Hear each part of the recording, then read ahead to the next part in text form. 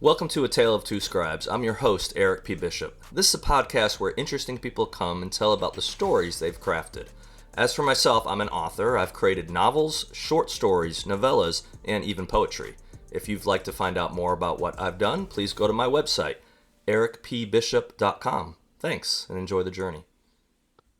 Welcome back to another episode of A Tale of Two Scribes. I am excited tonight to have Mike Mason on the podcast. Hey, Mike, how are you? Hey, I'm good, Eric. How are you? I'm getting to talk with writers, fellow scribes, so it's all good. Excellent. Yeah, I feel the same way. It's, Actually, this as is we're recording this, I'm just coming back from 5 days in Pinehurst. So, I had a nice vacation. Um, and now it's back to reality. I was mowing the lawn real quick before I jumped on with you. When I get done, I got to finish the last piece I couldn't do. Then I got to go to my writing assignments for the night. So, sure. No, I saw a bunch of your posts, feet at the golf course, and I hope you had a really good time. You earned it this year. I did. Well, I'm blessed with the circle of friends I have. So the short version of a story is the company or the job I have now, our company got acquired, but the person that hired me back in 2004, so 20 years ago, because they just sent me a watch, it's still sitting in the box, but I just got my 20-year watch. So the guy that hired me used to do an annual golf trip. He didn't let me go the first year because I had just started. So I got the invite to go on the second year of working for him. And he just became my friend, besides being my boss. And I worked for him for a couple of years, and he did something unusual as a manager. He actually encouraged me to leave. Not because he didn't like me, but he knew I had in 2 years kind of achieved the most I was going to achieve in his small department, and he wanted something more for me. So he actually encouraged me to go elsewhere within the company. He had a contact he got me in touch with. Um, Fast forward to a couple years later, his kids started getting really involved in sports and baseball, and he was coaching them, and he stopped doing the golf trip. He was the organizer. So he stopped doing it for, man, I don't even know, maybe 8 years. It was a while. Kids started getting to college, and that's when he started the golf trip back up. And ironically, this year, his two sons actually came who are college age. One of them just graduated. So it was kind of interesting to go kind of full circle of we started this trip back in I started in 2005, and then we took a break for a while. Um, and now kids are coming that aren't kids anymore, honestly. So yeah, so it was great. I wish it was more than just once a year, but it gives me that opportunity to connect and multiple people there in that network that I became friends with in 2004. I still am lifelong friends, which is a real blessing in life. No, that's fantastic. And I kept it under 100 too for 3 rounds. So Oh, someone that's only playing a couple times a year, I didn't have a blow that's up round. I was happy. no, excellent. So Excellent. it was fun. We just went through our own sort of full circle. I had worked for a food service Hmm. distributor up north Boston area, and from there we went into our own tractor trailer trucks. Then we went into hotel management, Okay. and after COVID, we had a lawsuit that we finally settled out, Hmm. and not exactly threw a dart at the map, but we were like, Right. it's time to go south. We gave up winter and Yeah. we moved to Kentucky. And I now work again in food service industry. Hmm. It would be the same company. They got bought out. And I was, pulled right back in. So I start early in the morning. I get home decently and I can get back to writing Hmm. pretty quickly in the afternoon. So it we have a much better schedule than we ever had. Yeah. So because I'm from New England, I'm from Connecticut. Do you miss the New England winters or the weather, the four seasons or anything? If anybody tells you that they miss the winter, you should have them checked out. I've been frozen underneath tractor trailer trucks. I promise you, I don't miss winters You at don't miss all. that. No, it was we did that for 48 years, so it was time for a change. There are definitely aspects of New England that I do miss. Yeah. but I can always fly back and get a sandwich and take back off again. There you go. Yeah, I did not unusual. Maybe this isn't unusual, but when I was starting college, I basically told I loved Connecticut and I still love Connecticut, but I told my parents when I was entered college and I came to school down in the Carolinas, I'll never come home again besides visits. I'll never live here.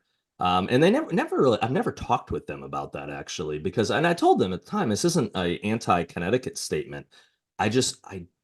I knew at that stage in life, I didn't want to put my roots down and stay one place for the rest of my life because that's essentially what both my parents have done. They've never lived anywhere outside of Connecticut versus I'm on state 6 or 7. I should probably know how many states I've lived in. But and I'm here for a while based on my current situation with my kids, with ex-wife and stuff like that. So my home base has to be here for a while now.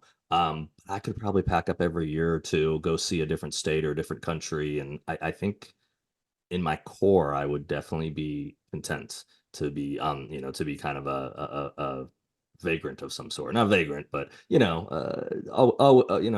that wanderlust of wanting to go out. I completely understand that. I had to spread my wings pretty early on. Trucks were a great avenue for that. I Yeah. got to see all of Canada, all of the US Hmm. multiple times over. Um, my wife and I, we could travel for a living if it wasn't for the children. Uh, Well, children and money, that all that stuff makes it I, hard to do whatever you want. yeah, that's the great thing about like the gig economy and traveling nurses, truck drivers. We can take our jobs with us. Yeah, Uh, Now, I don't think we could have done this way 40, 50 years ago. right. For sure not. Yeah, no, it's Uh, same thing actually with me because I have, I'd love to say writing is my income, but it's a side gig basically. One day it'll be the full time. But I've been telecommuting. Whew, my son was 6 months old when I started telecommute, so he's turned 17 back in January. So it's basically going on 17 years this summer that I started telecommute. sure. And my boss doesn't want me to just work anywhere I'm at, but if I had a home base somewhere that was a good office style system, there's no limit. Inside the United States, there's no limit of where I could be. Sure. Long as I do my job and he knows what time zone I'm in and I have to be flexible, be able to work late during month end close and all that stuff. So yeah, it's not like our parents' generation or generation before where, you get in somewhere and that was normally that's what you did the rest of your life and you did it in that same location. Exactly. Yeah. Exactly. And I can understand where your parents are there. Yeah. That that's just the way that they were raised. Like Right. we we grew up north of Boston, Mhm. and most of our community worked at GE, Wow. and everything was built around that complex. Yeah. Your schools were kind of built by GE. Everything was based around that Yeah. factory. Hmm. It's interesting where I live here in the South. Long story why I ended up here or got here, but where I'm at currently, there's a lot of old mill towns around here. And so like Yes, even to go to the grocery store or whatever, I literally pass by 3 towns. They're not towns. They're literally a block, but they were former sites where they had a big mill at one point. And so they got right. their own post office. So those post offices, even though the mills are long gone, I literally drive by 3 post offices just to go out to the grocery store. And of course they're all only open certain hours. And I like to go to the bigger post office because they can give you the nice receipt that's got your tracking number versus this little printed off stickery thing that the small places can get you. Right. And when you mail a lot of books, you're like, I need to keep track of this. So, Yes, for sure. but yeah, it's For always interesting. sure.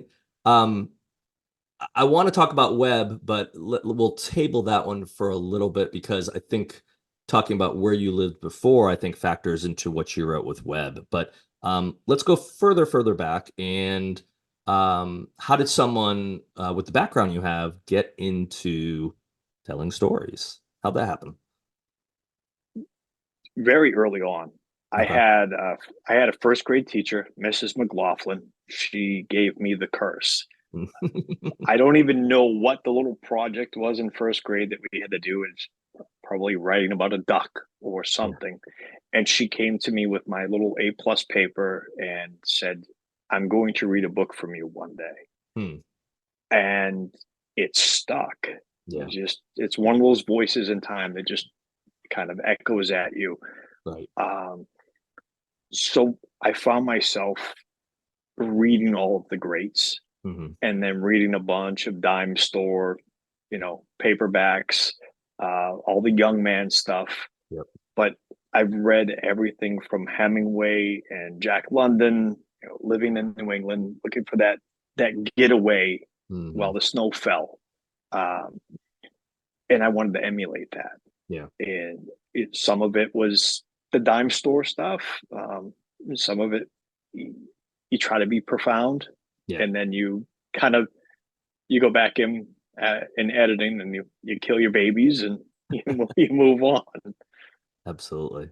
Um, and I just, as much as I became a storyteller, I became like a collector of stories. I Mm. really like to listen to people like you and I. I'm 48 years old, and I think we lived in a fascinating time where we had this collection of people around us. Like I've met people who survived World War I, Right. uh, World War II vets, and you collect their stories, and as you piece together a character and you Hmm. try to make them not a cardboard cutout or just some filler, you can take little pieces of that. They get to live on. Yeah. The real people get to live on it, and you develop that. Yeah. Um, and just there's some lost pieces of history that Hmm. rather than do an expose, I kind of fictionalize some Hmm. things, trying to lend some realism to a story. Right. Uh, some of the reality is a little bit scarier than we could write in horror. Right. So No, I 100%. especially with New England, I try to utilize that a bunch. Yeah.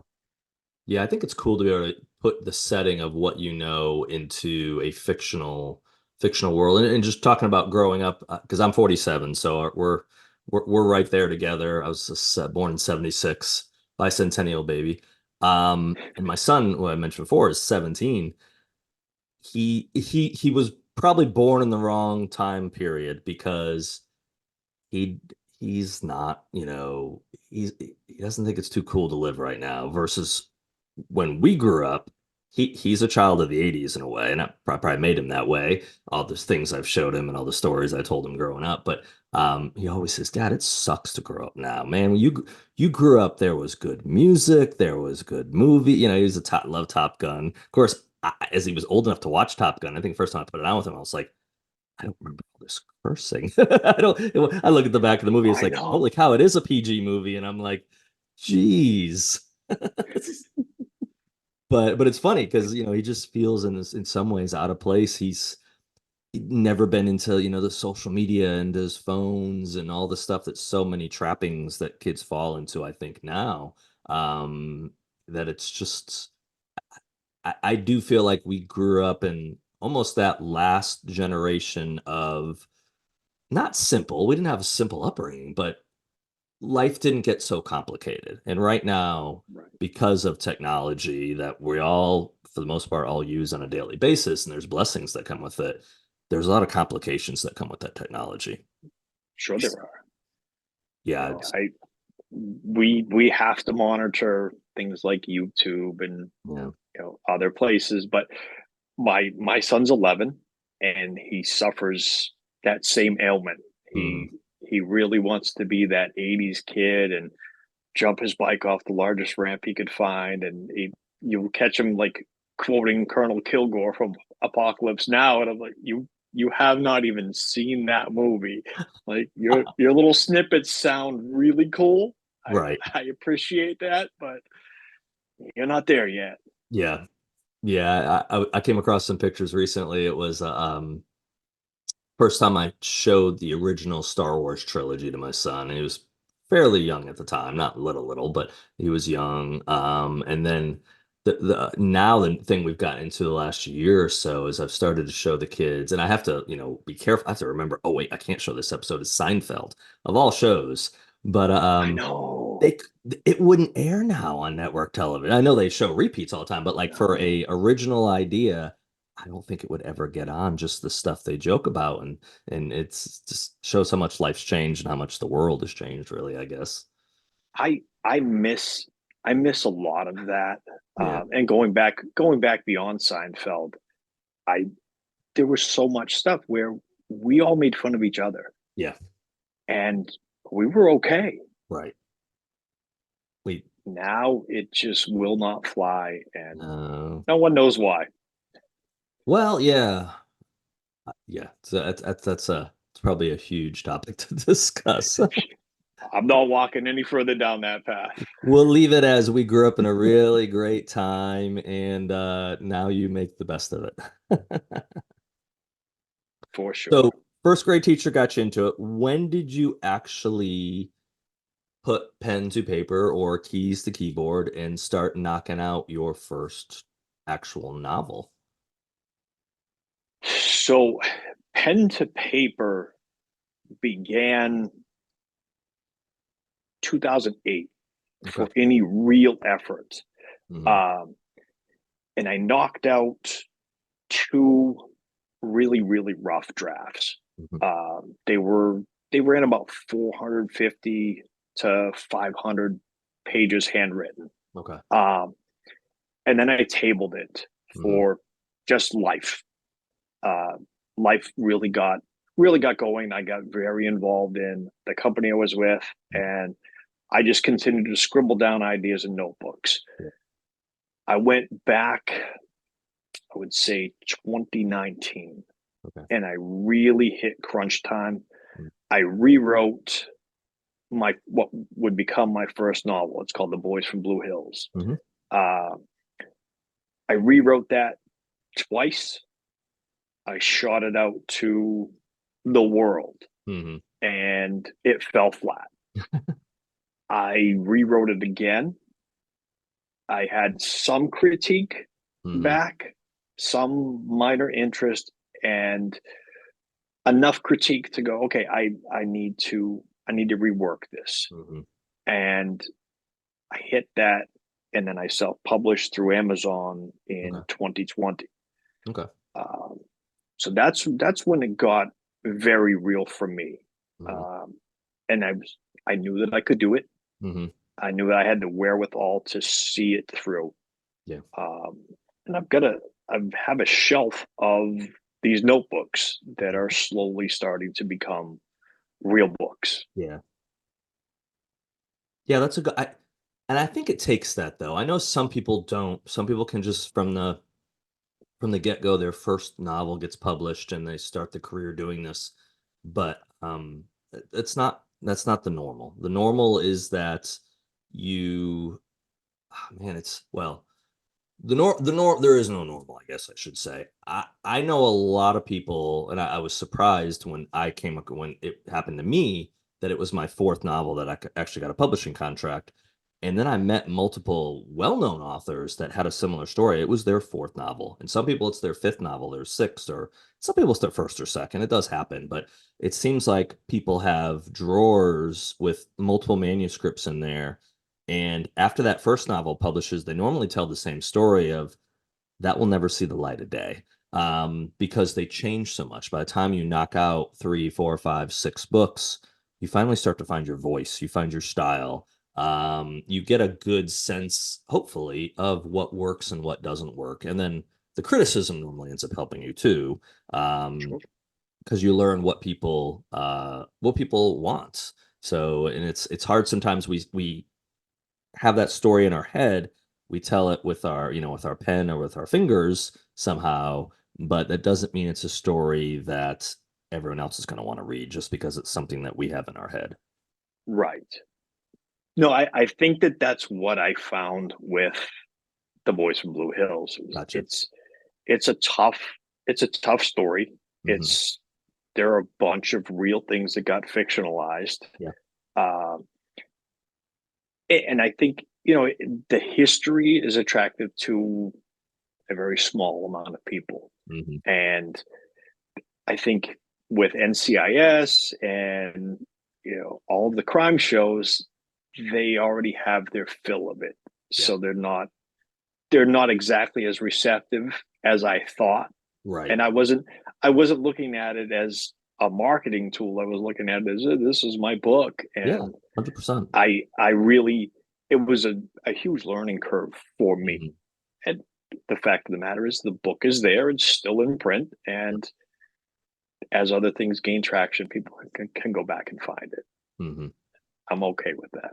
Well, again, it gave you that next step, and what I always try to tell Right. people is you've got to start somewhere. The simplest thing to tell people is you have to finish something. That might not be good enough to get published, but that hopefully will get you on the path. And you normally, I think, if you write a book, I think inside of you know if you want to do it again. If it was pure torture, if you hated the process, if you hated the finished product, probably not a good idea to say, but maybe I'll hate it less if I go do it a second time. No, maybe that's not for you. Maybe it is, but I think normally when you get that first one done, at least for me, even though, because I had a similar thing, I finished my first novel in 2014. I was convinced it was going to get interest. And I just started down the path of trying to get an agent. I did not go the self-publishing route, even though I was encouraged to after the first couple books by someone that's currently writing for the Clancy family. So a good sounding board and believed in what I was writing. But I was just like, man, I don't. It wasn't that I thought it was a cheapened way of being published. I didn't want to have to do all the work I knew would come, Right. which is where I find myself now in 2024, basically running my imprint for myself of self-publishing. And hey, 2014, Eric was correct. It is a lot of work, and all that work keeps me from doing what I really want to do, which is tell stories. Um, but it's okay because I've started to learn so much through the process. And part of that was taken out of my hands with publisher going out of business. That kind of made me decide to pivot of, okay, do I take the Body Man and do I try to now sell that series to someone else? I'd already had the second book ready. I've got the third book, in the works, high level.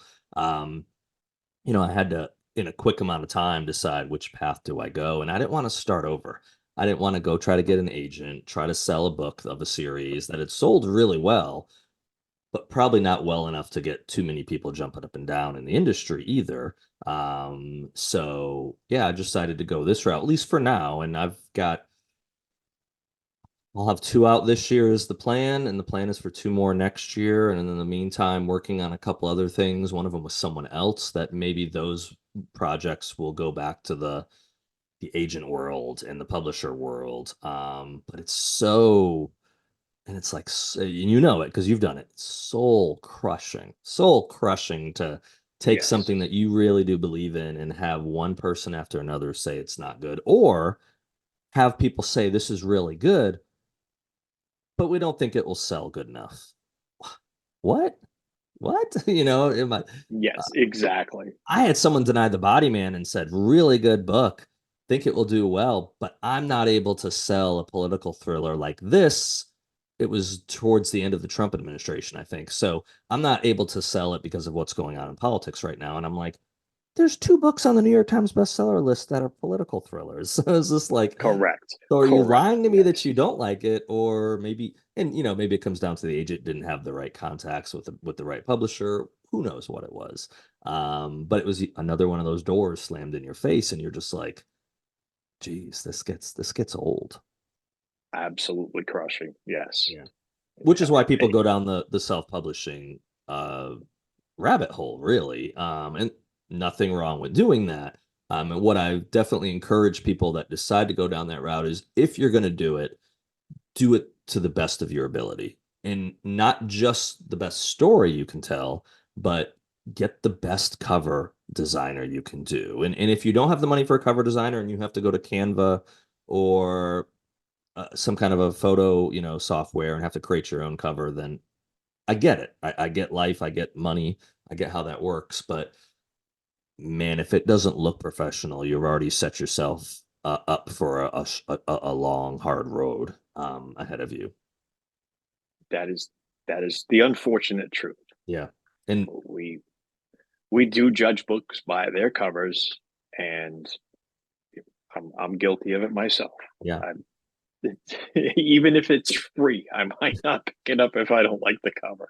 100%. Yeah, there's some really well-written books out there that will never get the viewership that they should get or the readership that they should get because the cover turns people off. And on the flip note, there's some really good cover designers out there that basically have garbage inside them, but the cover looks great.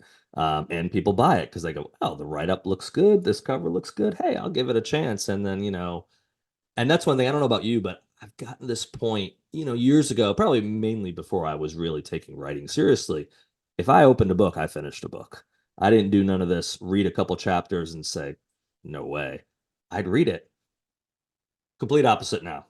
If you don't have me in the first chapter or two, there's a high probability I'm not going to read your book. Or if I really feel obligated that I should read it, there's a high probability I'm not going to see a lot of the words. I'm going to start skimming, flipping ahead a little as does it get better, get to the middle. What's the last chapter say? What's the last page say? Oh, that was pretty good. That might be it. Sometimes I read them the same way that I write them.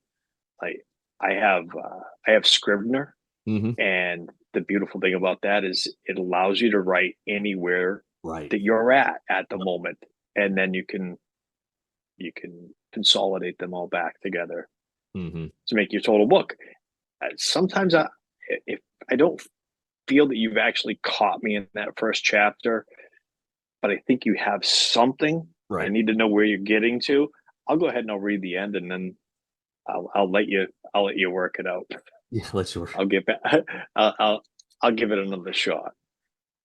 So one of the things I want to ask you again before we jump into web, one of the things I wanted to ask was just trying to do my homework and get a little research back. I saw one of the things you had posted, I believe it was on Instagram, is you were in the cockpit of, I believe, a plane. Now I have a helicopter shirt. It's the closest I could get. I don't have any I plane see shirts, that. but I took my kids a couple times now to some touristy helicopter things, to tours a few years ago. So those were fun to do. But so what's up with the plane? What's going on?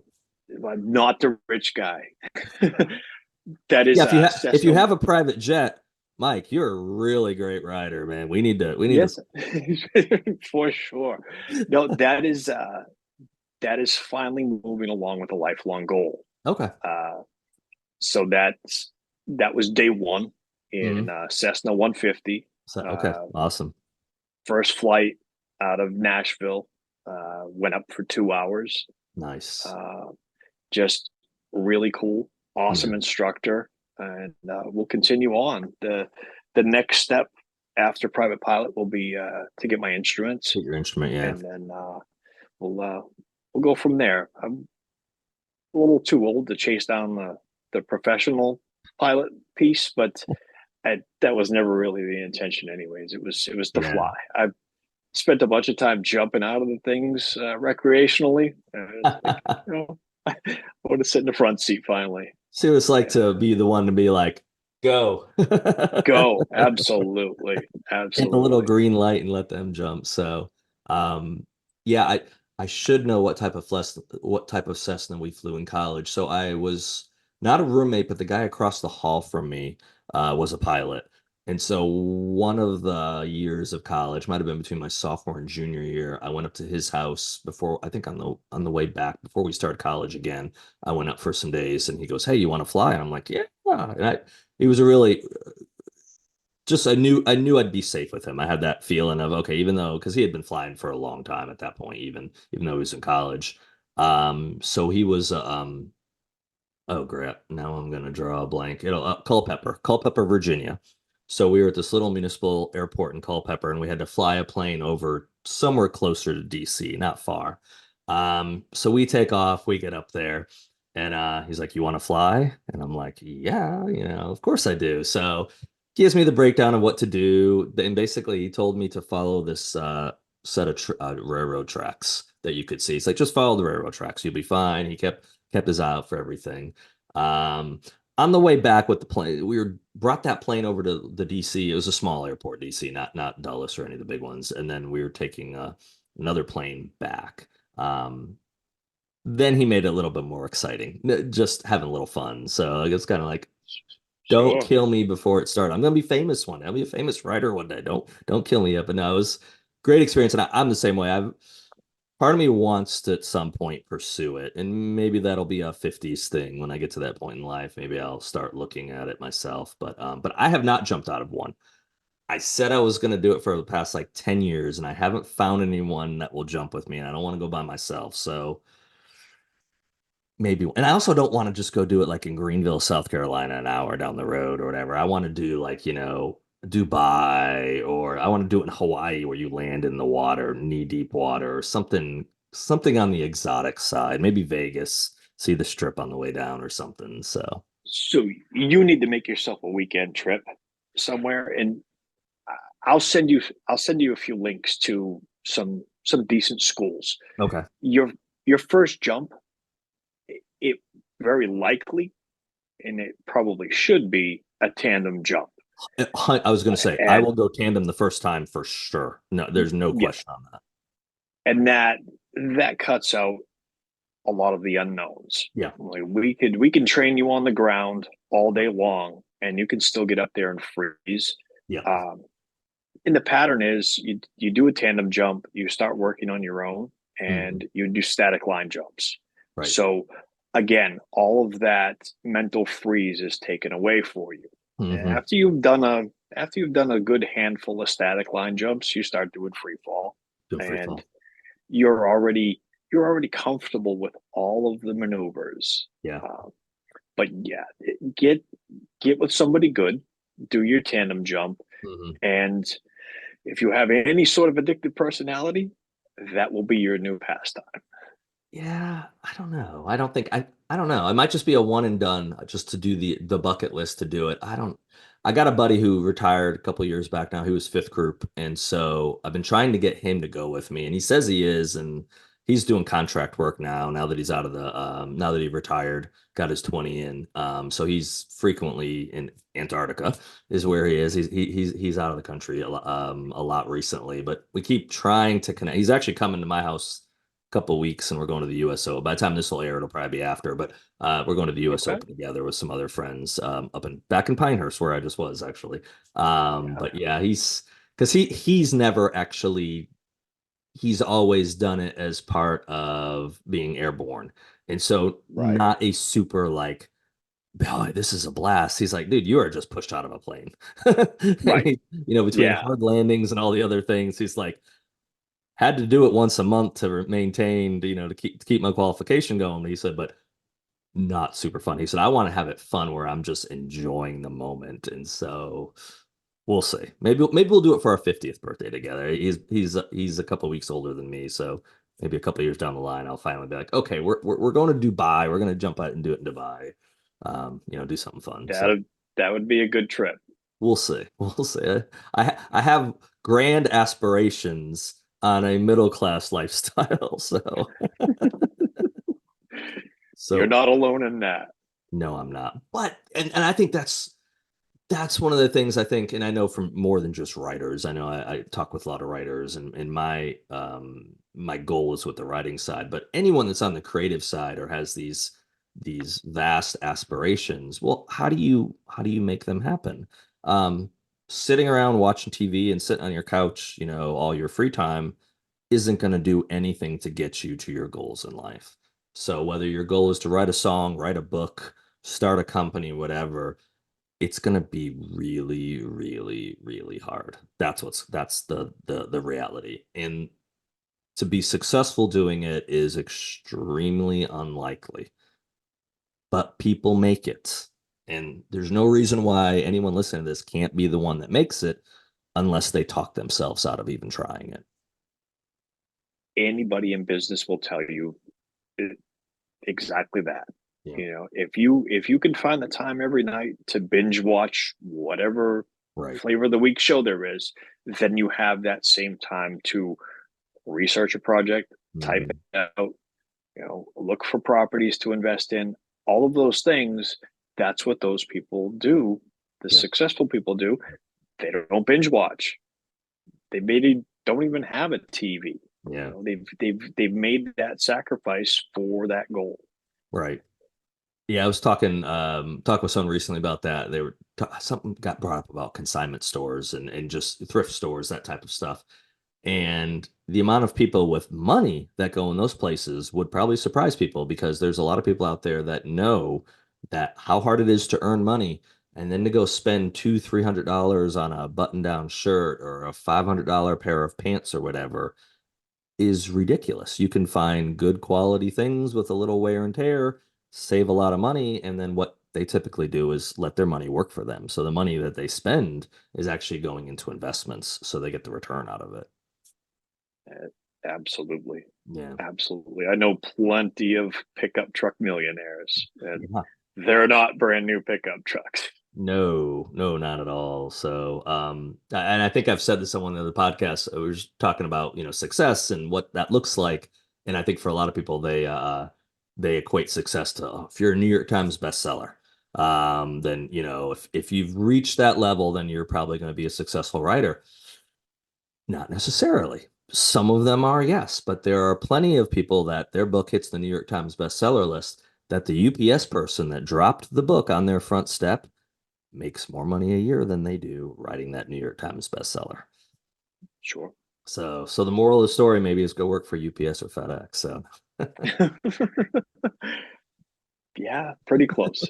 I, but I think I, from everything we've talked about along the way, I think that you and I share the same sickness. I would continue writing if I never made a dime at it. yeah. Uh, and that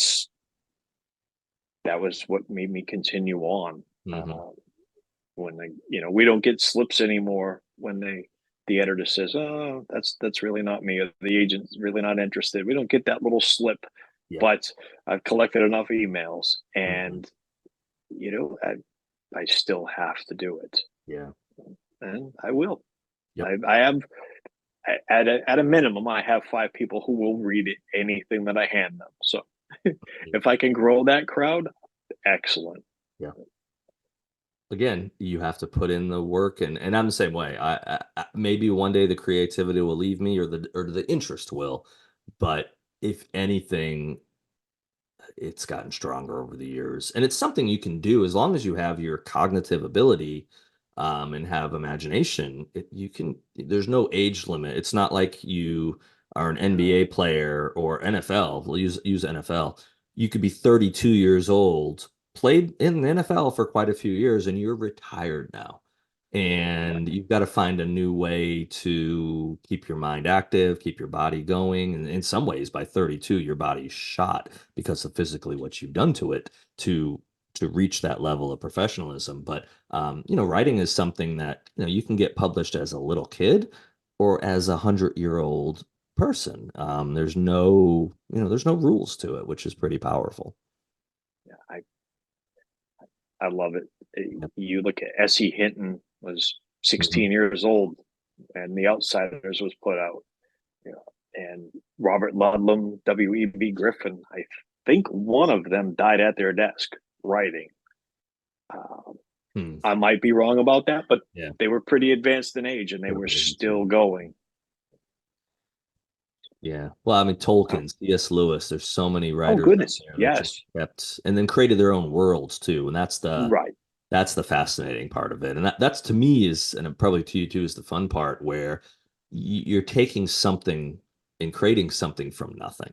I'm doing this crazy idea of having multiple series, but there's going to be connections into all the series. Part of that's marketing, get people like one sure, series, they're going to like another series because that's the other side of it that, um, man, you start learning what the business side of it works. You realize that you've got to have an idea of marketing. There's nothing wrong with writing standalone books, but it's a lot harder in the way the business model works to make a living doing a standalone because each time you write a book, you've got to engage people. Doesn't matter what your last book was. That might get them, yeah, looking at the back cover or looking at the title. but they got brand new characters starting every time they open one of your books. You've got to be very much grab them from the get-go to make them want to Right. read that novel versus And something like a Brad Thor or Tom Clancy or some of these authors, Daniel Silva, that have created these iconic characters that people will buy that book just to go see what Gabriel Allon is going to do in Venice or in Milan or wherever he is for the new book. So sure, um, they're very invested in that character making their next move. yeah, 100%. And then that's what they've made a career out of. And that's one thing. I've actually struggled with that myself because I've written a lot now over these last 10 years that I'm into it now, that I've written a lot of different books too. Some have not seen the light of day, or a lot of different short stories or whatever to kind of get my creativity out there. But I've read a lot of series that are one character for, the Tom Clancy's or Vince Flynn. You got one character basically going and outliving even the authors sometimes. Um, Right. I don't know that I've had a strong desire to do that. So I've got some series going, but for me, I like to make the series more of an ensemble piece, because that gives me more avenues to branch out and to put those characters maybe in their own thing and not have to just, it's like the body man concept. I didn't want the concept of a body man to be one particular person. I wanted it to be a role because a role means I could change the people who I could kill off a body man, which you can't kill your babies, but if you kill off your main protagonist, you're going to lose your audience. Not if your main protagonist is a role and you have multiple people going into that role and they connect with those multiple people. That gives you more of an option to keep the theme going, but not have to keep the main character going. that that's one of the things that drew me to your books, Gotcha. uh, was that idea. Like you have a governmental Doctor Who. There we've seen a multitude of Doctor Who's, Hmm. still Doctor Who, and the Body Man. I've already seen a few characters coming through Breach of Trust that are like, Hmm. hey, maybe that's the next Body Man. Yeah. Uh, Maybe they're next in line, and I really like that. Uh, I Thank you. don't have that right now myself, but I think you broke a little bit of a mold that I was just going to say, I don't think uh, I broke the mold. I think I'm doing what other people have done, but maybe no, not. but not too many.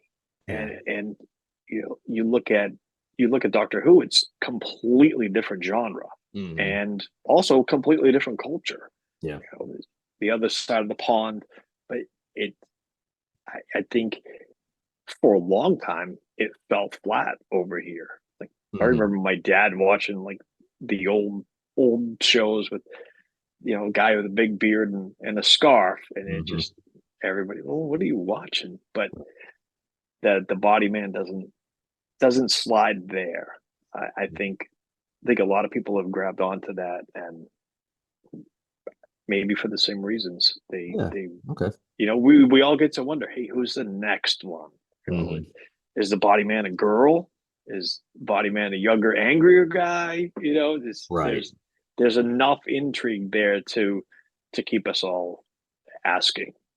Well, my pitch would be wait till book three when the former body men come into the equation. That's going to be the that's the rabbit hole I'm in the middle of going down right now. So Okay. no, I appreciate that. Yeah. But again, it's the creative side, and like you, Yeah. I've got a core group that I think will always read whatever I write, and I've been fortunate that I've done well enough with the Body Man that my pre-orders are really solid for Breach of Trust. They're more than I had for the Body Man, and I still have a month out. So I feel like I've built an audience, but that being said, you're only as good as your last book. So Right. all you have to do is write one stinker, and the majority of people think it's a stinker. You can write something that doesn't connect with certain of your readers, and they'll just drop off because that's going to happen anyways. But man, if you do really write a stinker, that could ruin your career. That could stop it before it Hmm. even starts. Um, so, which is why I did something like I did with Breach of Trust, and you were kind enough to be one of my beta readers, basically, my body man handlers. for that book, because there'd been so much turmoil that happened with it, the publisher going out of business, it had been worked on for so many years. I just decided I wanted real readers to be my critique versus fellow authors. Because I just thought there was more, I didn't want blurbs for the book from just an established author that's got 10 books out. I wanted a blurb from a reader that reads dozens of books on a regular basis. And you got the email that everyone else got. It's like, shoot it to me straight.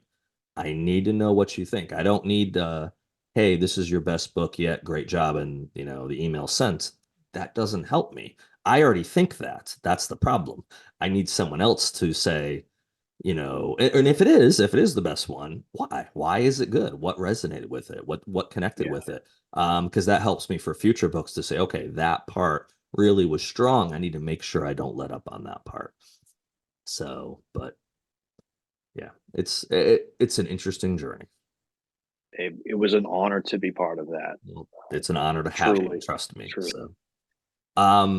So let's transition then to web. And where did web come from? Talk about the themes, talk about it. It's a heavy book. And I was fortunate enough, I don't know how many months now, earlier this year to read. You were kind enough to give me an advance copy, and I really enjoyed it. It was one of those ones that I didn't have to, after a chapter, be like, finish this book, and I gotta find something, because there's always something positive, unless I've never started a book that was just absolutely the worst thing in the world, and I'm gonna message. It's like these jerks that give 1-star ratings. You suck, your book sucks. Whatever. Don't If you don't have anything nice to say, don't say anything at all. But finding that nice thing can be a challenge sometimes. That wasn't the case with web. So tell me about Thank web. you. Tell the readers I about web. truly appreciate that. Absolutely. Uh, so Webb began as simply Luke Webb, Hmm. and it sat for a little bit Okay. while I worked on my first book, getting through. I didn't like the way it was done, Hmm. and I but I didn't know why, and I Okay. really had to peel back that onion and figure out what was missing for me. Hmm. I knew that the meat of the story was what I wanted to tell, but it wasn't the avenue. Yeah. And you know, I grew up reading like Mac Bolan novels, Hmm. and they were quick and they were hard hitting, and he was this tortured soul. We in the '80s we had like the Mad Max character that he was, he was out for revenge. You knew why from the first movie, but it continued on, Hmm. and this man is torn to pieces Yeah. and really not functioning in any other way than standing between bad guys and good guys. That was all he had to offer. I wanted more than that, Hmm. um, and I needed to do it with a character that wasn't, in my mind, overdone. We Okay. have a couple. You know, everybody has that. In the '80s, it was a Green Beret. Mhm. Now, every good guy that comes along has like a Navy SEAL background, Right. and that's great. That is great, but I needed Webb to be something different. So I started by rewriting my ending, Okay. and I gave it enough of a technical aspect that he has to be this Air Force um, Air Force combat controller. Hmm. He has to have that background, and that's the Air Force's Special Operations Unit. Right. And Which most people don't know this much about, honestly. That's another thing right. about So and I wanted to give them the understanding of what these folks are, it. how Hmm. they operate, and they for a long period of time on their way into to meet up with the unit, they are on their own, Yeah. and they're weapons experts, they're diving experts, parachute experts, and I say it in the book. If I have to use my rifle, I'm failed my mission. Like my weapon is the radios. Like they control the air traffic coming in and out of a Right. battle zone. Um, so I gave you a person with a really strong moral character, Hmm. um, very intelligent. And then I ask, what would it take to take this kind of person and break them down enough where vigilantism is Hmm. all that they have left to offer? Is on the table. Yeah. Um, and I put it in I put it in a place in northern New England that, Hmm. people think, hey, it's really quiet here. Unfortunately, some bad people think, hey, it's really quiet here. We'll probably get away with what we're doing. Right. Uh, and historically, that has been true. Hmm. So, um, Web is a story of revenge, at its deepest core. And as you can see from the cover, Webb is not just Luke Webb; it's Jessica Webb as well. Hmm. And she's a medical doctor. She's well revered, and she's pushed over the edge too. Yeah. Um, from there, like, how do I bring this person back? How do I heal them? Hmm. That's But we'll get to that next year. Very good. Yes, you need to have you need to leave some mystery too. So, Sure. what was what were some of the challenges you faced in taking those concepts and then constructing the story you did? Because like I said, it's so well done, but it's heavy. And it's heavy from the get go, and it really there's no ebb in that. The flow is just one after another. You have these not extraordinary. It's the thing. It's not a special forces character who's just getting shot 10 times and jumping out of a plane and getting in a car wreck. It's nothing like that. It's realistic action, realistic scenarios, but they just keep coming. So talk about that process for you from a story standpoint. I th- I think that it was necessary to Mhm. make it that heavy. I'm sure you've heard people, especially like we hear our children when our children are overwhelmed. Uh, everybody's after me. Yeah. Everybody's mean to me. And when we get into adulthood, you maybe see some really traumatic events like Mm. a massive car accident, anything close to mass casualty. You'll start to look around the crowd. You'll see someone like wipe their hair back. Mhm. That's really the indicator that that's it. They cannot take any more. Mhm. They're about to break. And when you have a person with this tough resolve, um, this really strong moral character, for them to break, there needs to be more and more and more. And with the antagonist in the book, of course they would be relentless. Yeah. Uh, and I think that's why you have that weight. And then when somewhere mid book, and maybe any mid book, when the tide starts to turn, the good guy is now going this as well. Uh, Mhm. there has to be that finality to it for him to feel justice was served. Yeah. What about because this is something that I've definitely faced here in the last couple of years, especially as I've got one project I'm working on with someone else now, and the more I've dug down the rabbit hole, the more scared in a way I get of, especially having kids in this world, but the trafficking and the drugs, the stuff that you have to do at least remedial research on, so what you say is, accurate.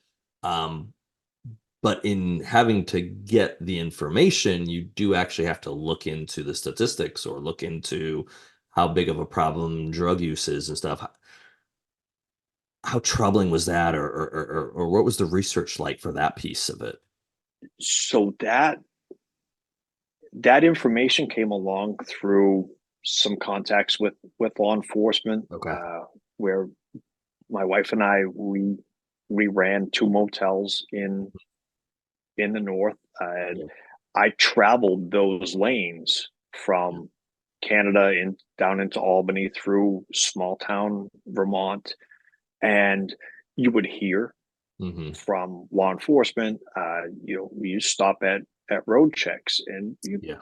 pretty quickly understand why those road checks were there. Right. Uh, Unfortunately, during that time with the motels, we had a few fatalities from fentanyl overdoses, Mm-hmm. and this is this is ski town USA. Yeah. How is this happening? How's that happening? Yeah, it's not supposed to happen there. Is the what people think, Yeah, which right. There's your concept, but yeah. you look at that lane of traffic between Montreal and Albany, Springfield, Mass, Boston, Mass, Mhm. and it's going in both directions. Yeah. And those little towns are where some of the real crime happens. Mhm. Once they get off the highway, they start to break up their stuff, and you have a whole new purchasing pool, and you Yep. you have people to move it along. Yeah. Yeah, it's crazy. So when I was doing the research for the Body Man, I knew I needed something close by outside the continental United States, the legal definition of the country. I needed somewhere where like torture and different stuff could be done or could be facilitated. And I remember seeing a documentary or some sort of an online show, whatever it was, on uh, oil platforms, abandoned oil platforms. And I was ignorant to it. I had no idea there was that many platforms out there that just were left. And then I started researching what they were used for, and drugs, of course, and that didn't surprise me. The one that surprised me was the human trafficking. That as a vantage point from coming up from like Honduras and these different South American countries, they use that as a waypoint because you're not having to worry about sneaking them across the border from Mexico into the United States. They're just coming in via boat. And when they get in via boat, then they're started transport. And then one of the things I researched in the course of it is one of the biggest trafficking, human trafficking places is Atlanta, Georgia. And I was just Right. like, what? Yeah. No, this can't be right. And then I'm going down this rabbit hole. I'm sure the NSA is like, oh, Bishop's researching again. Well, at least I hope that's what they're saying because it's like this stuff gets dark fast. And then you realize, and then of course, I live about shoot, as the crow flies, probably 15 miles from Interstate 85. Where do you think they're moving the material, the people, and the drugs and everything else? And of course, Sure. Interstate 95 is probably even worse coming up from Florida and stuff. But that's the main, you got these major thoroughfares that are running through the southeast, and then for 95 going all the way up to your stomping grounds, your former stomping grounds. Um, yeah, it puts things in perspective, and then you see every now and then I'll see a routine, what I think is a routine traffic stop, but there's six cop cars pulling up and they're taking everything out of that vehicle. And it's just kind of like, okay, maybe that stuff I research is not just some phony baloney stuff on the internet. This is actually going on right near my house, not too far down the road. So No, not at all. It's shocking, and mm, that's just the stuff we see in open channels. right. You know, you you haven't even gone down the rabbit hole, and Yeah. it's a scary spot. So the rabbit hole, not that I was fortunate, but yes, I was fortunate, was I did the FBI Citizens Academy back in 2019. I guess it's probably been like 5 years now, which is kind of crazy. I think it was 19. And one of the nights, and I think I might have even talked about it in other podcasts, or I've talked about it with someone recently. One of the nights dealt with just what the FBI does to combat trafficking, and how they're pulled into it and stuff. And it was like 3 hours of like they brought up cases and stuff that it was all redacted, so you didn't see names or any of that stuff. But they were talking about these stings they set up on the internet, and they'd set it up where this middle-aged dude or whoever how old he is going to this hotel thinking that he's going to have this hookup with this minor, and of course it's federal agents. They've already got them electronically for this, for what they were going to do. And then when they physically get there, they're arrested. And basically it was like a revolving door. And they could do that thing like all day long. And it was just like, this is Greenville, South Carolina. Really? I mean, seriously? It's Wow. like, no, yeah, this is here. And it was just, Oh, man, it was troubling. It was troubling, especially with having, even if I didn't have kids, it would be troubling, but having children that are younger, having a daughter who's, 12 years old, and that she was even younger at the time, 7 probably when I took the class. But, whew, geez. Yeah, it gets worse when you look at these potential clientele. Yeah, It's the diversity there. Like it's not the bad guy that you were told looked right. like a creepy guy. It's sometimes it's officials, Yeah. and that's hey, you know what? You're fodder for fiction at that point. Yeah, the world does not give us lack of ways to feed our imagination. No, no, not at all. It's Not scary, at the all. stuff that's out there. But I don't know. After going through COVID and last couple of presidential elections and everything else, I will say it's almost harder for us to do our job now because you really got to get good at making something up because there's a high probability what you saw was probably just on the Twitter feed, a couple days ago. I, I I just watched that happen within the last 6 months with Mhm. two authors that we could easily mention right here on the podcast. Like you already did mention Brad Thor. Yeah. We hit 2 novels ago. That stuff is playing out right now. Yeah. Jack Carr's not the latest, the last. It Right.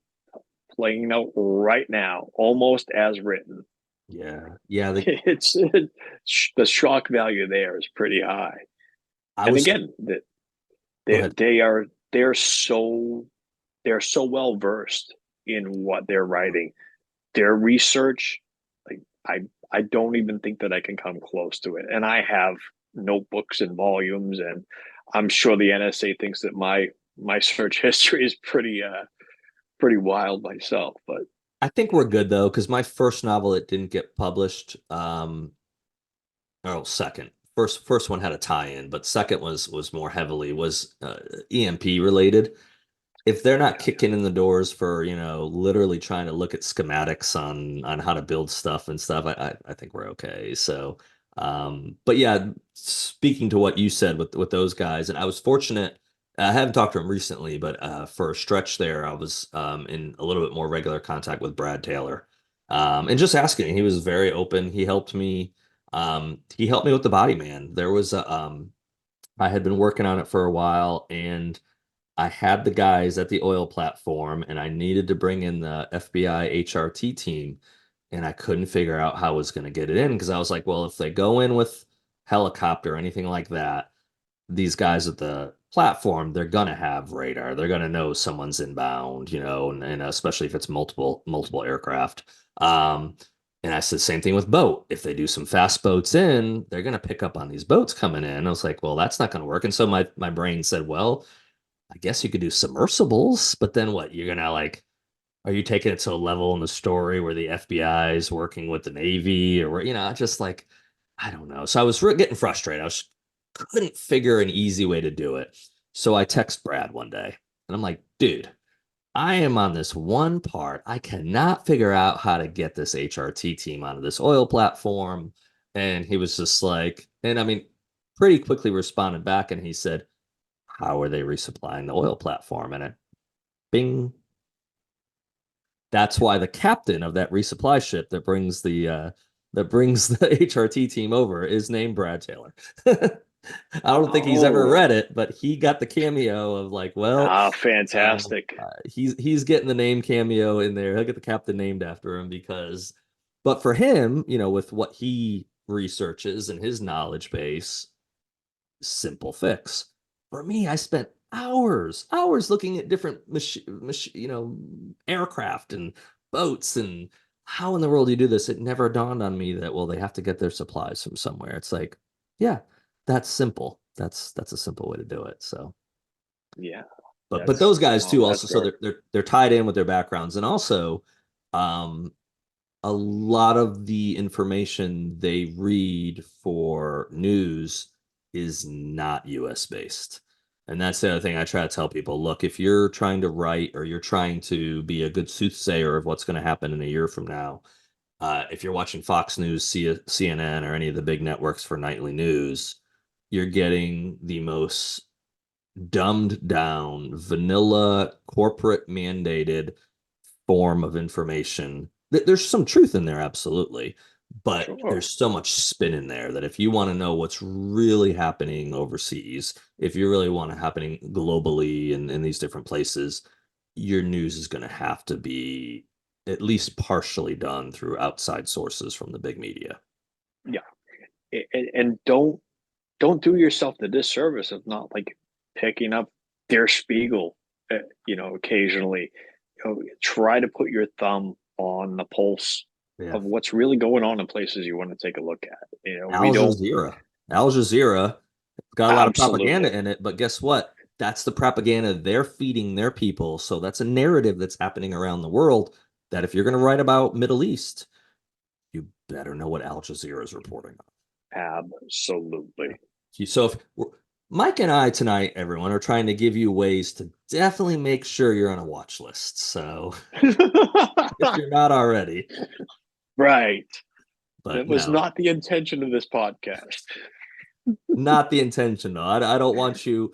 I don't want you visited by someone in a black suburban and put in a unidentified cell somewhere without access to a lawyer for the next 2 years of your life. So, Oh, like in researching some of the pieces in web, even things that for the reader that probably happens in a paragraph, mhm, but it's something that that paragraph sits in Webb's head for days and days and days and ferments.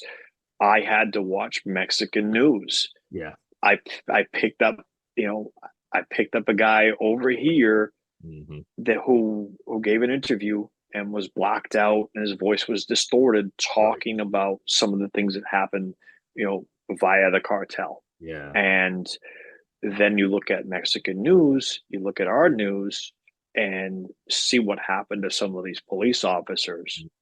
And you have two stories. One of them is very warped, and you right, have to watch it over and over again yeah, to try to broadcast that feeling to where it has an effect on him.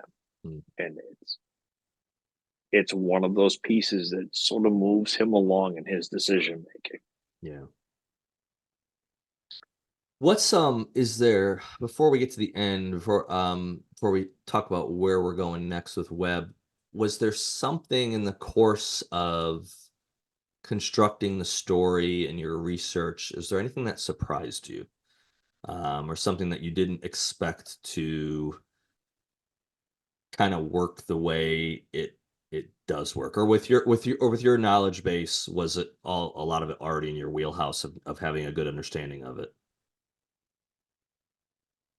Can I answer yes to all of those? Sure. There's nothing. Yes is a valid answer. If you raise your right hand, you can say yes or no. Sure.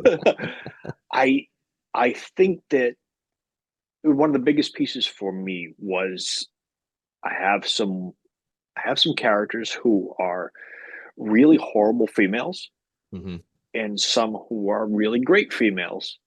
And how do I get a really great female character to do horrible things? Right. Um, and you're already writing in a mind that's not your own. I Hmm. can very easily say, "Oh, I know what Webb's thinking. I'm a guy," Hmm. and I had to write the scene, and I had to bring it to my wife, who doesn't really read this genre, Yeah. and say, "Hey, well, what do you? Does this read correctly? Does this is this something that you would say to yourself? Is this your inner voice? Hmm. Um, would you be thinking these things if A, B, and C happened?" And I probably did that 5 or 10 times Yeah. with a few different a few different scenes, Hmm. um, getting Jessica involved in just the planning piece Yeah. that In that, that Luke's comes world, along. basically.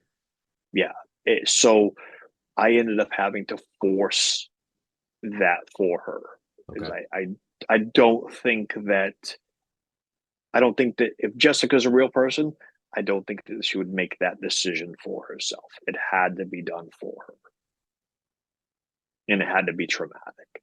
Okay. Yeah, no, I think that makes sense. Well, you have to put yourself,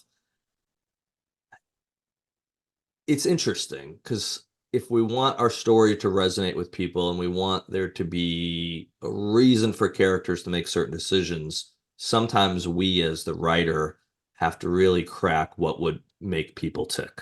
Yeah, Since you've read Breach of Trust, you know you might know where I'm going with it, but I had one scene in particular that involved an ambassador. And how would I make an ambassador divulge something that he was willing to die for?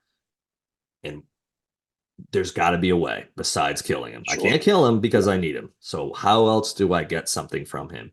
And I remember I'm looking at the couch I wrote it on now. I sat there one night and was like, what would be one way? It could be more than one way, but what would be the worst way I could think that something could be used against me to divulge something that I've swore on my kids' lives, on my spouse, on whatever at the time that I'll never reveal. There's a way to do it without drugs, probably. How do you break that person?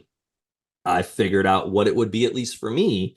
And as I wrote that scene, and even just I reread it about a week and a half ago, it troubled me to read it. And probably some readers might be troubled by it, but it's like, there's the yeah, I win. had to go to that dark spot because if I had said, well, they pulled out some pliers and ripped his toenails off, guess what? If he's a tough dude, he could take that. Might not enjoy that, but he could take that. It's not going to be the way he's going to divulge the information. You got to have something that can break him and break him quickly. It would work for me. It might not work for everybody, but it's dark enough that it would work for me. And that's why I had to tell that story that way, basically.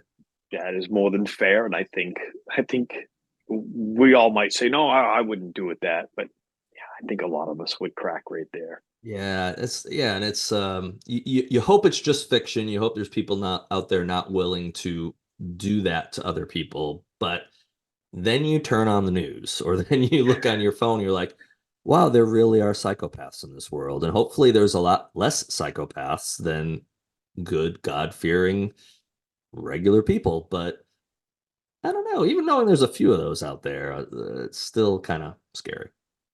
Yeah, yeah. That's why we unleash our psychopaths. Exactly. So where do we go next? So Web is out. When is Web out? It is out Web is out June 30th. June 30th. Okay. So Web is out June 30th. And what can we expect from Mike Mason next? So next will be an introduction or a reintroduction of a character that we see in Web Okay. who is trying to help Web early on.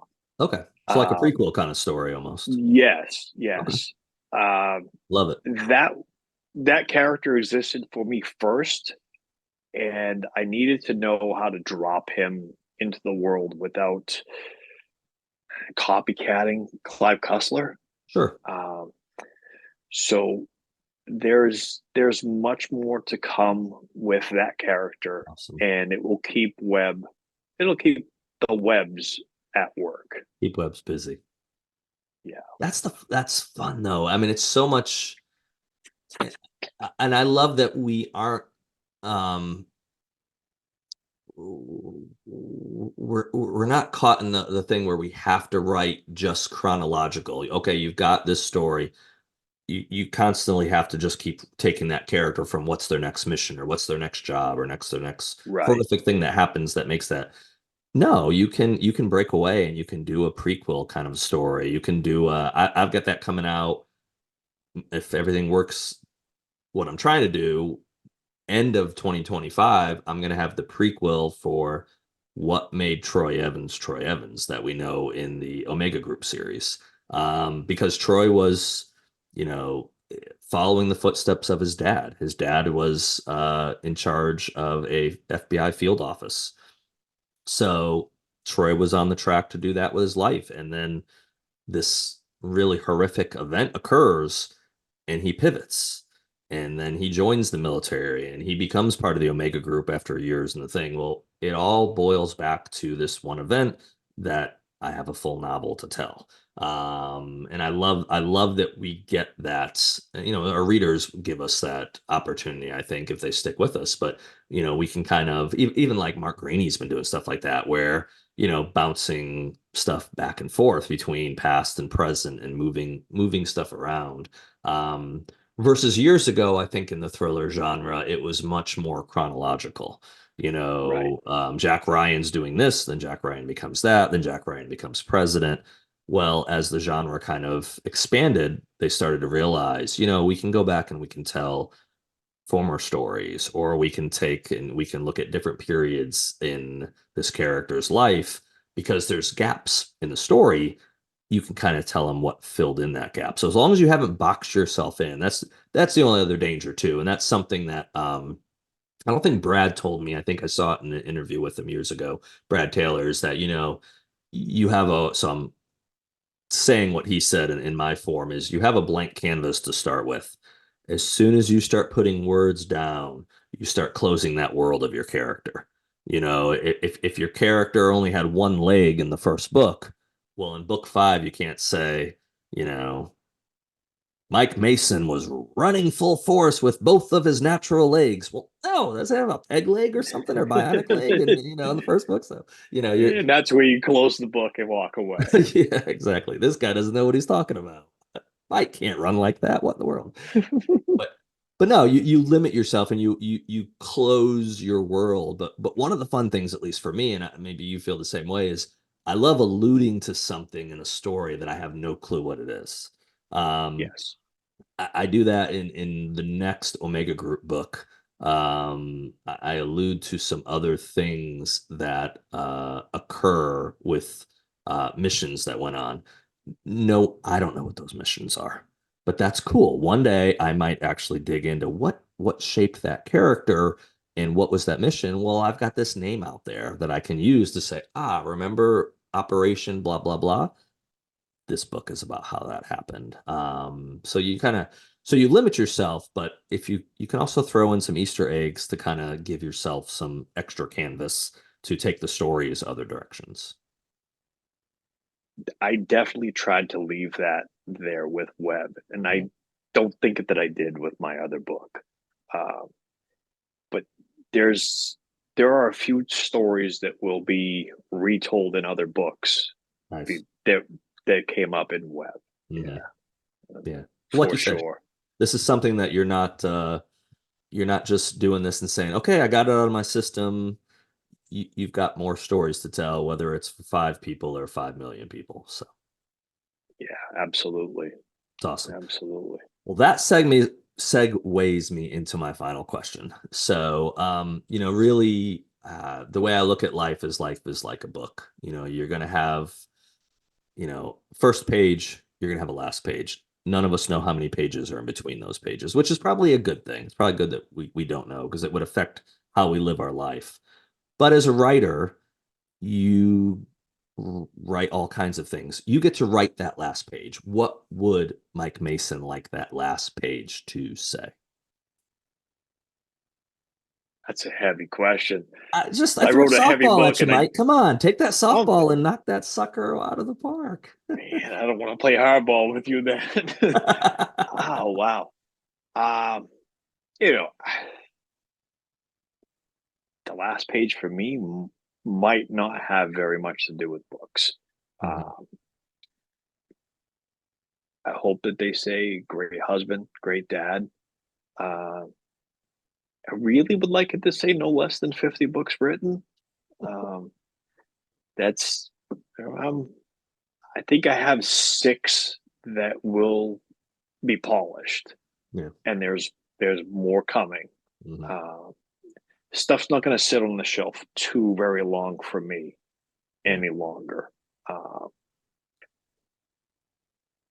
yeah, just you know, decent members community. Um, Try to lift people up, Mhm. and just kept writing.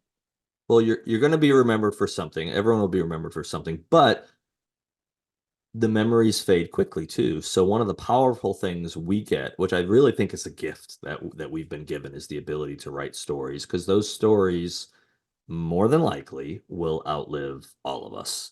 So you get to put something in that stories that someone 20, 50, 100 years after you're gone can read. And it can touch them, it can move them, it can challenge them. It can do a lot of different things. I've got it's down behind me, but I've got Shakespeare's complete works, and I've been through them multiple times over the years. And you have someone that's been dead a long time, and guess what?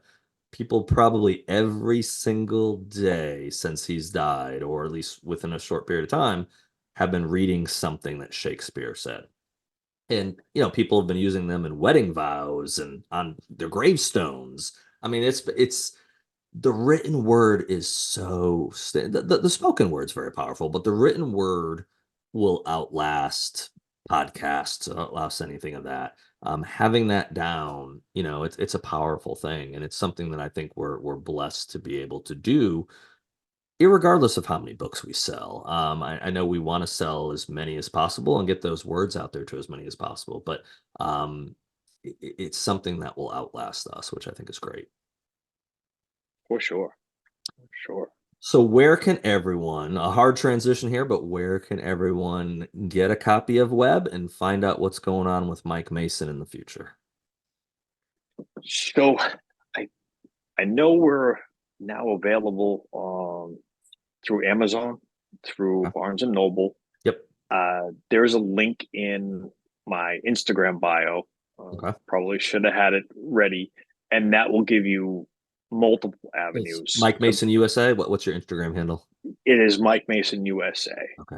We'll have it. We'll Yes. have it there on the bottom of Uh, the screen. So, oh, excellent. Thank you. and I will Uh, say, because from the research I did, make sure if you put in Mike Mason USA into Google, because I did find that there are other Mike Masons who happen to write stuff. yes, I found that out Even some too. spiritual Uh, stuff. I was like, "Whoa, Mike's got some Jesus books out here. I'm a that's Reformed Baptist. What in the world? Oh if wait, this if isn't my if Mike Mason." if my name helps him sell some more books, excellent. I I chose not to do a pen name, Yeah, and this is where I landed. no, So no. I'm glad you did though, and I know why guys do it. I know several guys that do pen names, and I don't look at that. But man, I work really hard on my books. I don't want to be on a podcast and then be like, "Hey, Jerry Springer, how's your book?" I'm like, "Hey, my book's great." No, I don't want to use some fakey name. no, Um, I, I no, I worked hard on this thing. I'd like the credit. exactly, But yes, if exactly. it sells Mike Mason some more books, David Darling, I had David on a while back, and there's another David Darling out there that writes more like uh in the science realm. I can't remember now, but it's something outside of his. But so when I was looking into stuff about David's background, I know David, known him for a while, but I was looking at something like it. This other David Darling was coming up, and I was like, well, "Who's this? Who is this imposter David Darling?" It's like, "Oh no, it's a legit writer out there named David Darling." So Yeah. um, Okay. I did that with Eric Bishop when I first got into this in 14. I didn't have a website, I didn't have anything. And one of the first agents that, rejected me, before they rejected me, they're like, "Well, where's your social media presence?" And I'm like, "It's for suckers." They're like, "Yeah, well, get one." Yeah, it's here. Where's your website? So I start, okay, I'll get ericbishop.com. Please, anyone listening to this, don't go to ericbishop.com because it won't go to me. So I had already used in my professional life, I had always used my middle initial P, which is Paul. So I signed everything Eric P. Bishop over the years in college and everything. So I was like, I'll actually have to use that for an author name, or people might confuse me with this other writer, which I think the person only wrote like one book and it was a Western, but I wanted to be as unique as possible and still be me. So That makes a lot of sense. I have a website. I'm still working on getting it to run correctly that's and okay. look the way I want. Yeah, it's just one more of those pieces that we don't get to write books and sit in a cabin in the mountains. We actually have to do some of this stuff. We have to do a lot of it ourselves. We have to work hard, but it makes the success better. And seeing our books out there, it makes it good knowing that we didn't cut any corners. We busted our rear end. And whatever that success looks like, it's self-made success, which that's a big deal. So help Mike be more successful. Mike Mason USA, or you could go into Amazon and type in Mike Mason Web, WEBB. And I know that comes up because I had it come up today when I went to Amazon. So that definitely works. So So, thanks for coming on, Mike. I appreciate your time and appreciate hey, our chat. thank you for having me, Eric. I really appreciate it. It's You're been a good welcome. time. Absolutely.